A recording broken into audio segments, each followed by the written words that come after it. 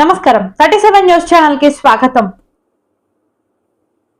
న్యూఢిల్లీ దాదాపు 7.5 ఏళ్ల క్రితం అదృశ్యమైన రవాణా విమాన శకలాలను భారత వైమానిక దళం IAF గుర్తించింది. చెన్నై తీరానికి 310 కిలోమీటర్ల దూరంలో బంగాళాఖాతంలో సుమారు 3.4 కిలోమీటర్ల లోతులో శిథిలాలు లభ్యమయ్యాయి. National Institute of Ocean Technology ద్వారా మోహరించిన నీటి అడుగున వాహనం సంగ్రహించిన చిత్రాల విశ్లేషణ ద్వారా ఈ ఆవిష్కరణ జరిగింది.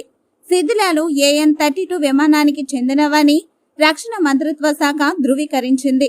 శోధన చిత్రాలు పరిశీలించబడ్డాయి మరియు AN-32 విమానానికి అనుగుణంగా ఉన్నట్లు కనుగొనబడింది.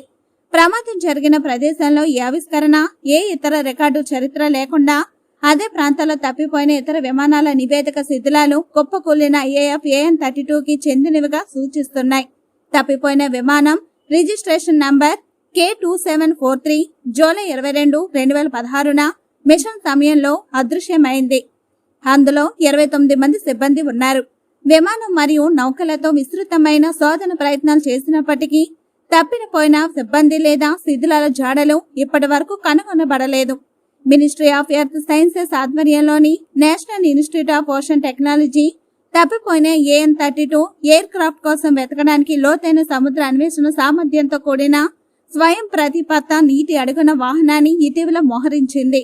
మల్టీబీమ్ sonar, synthetic aperture sonar, high resolution photography వంటి అధునూతన సాంకేతిక పరిజ్ఞానాన్ని ఉపయోగించి 3400 మీటర్ల లోతులో ఈ శోధన జరిగింది.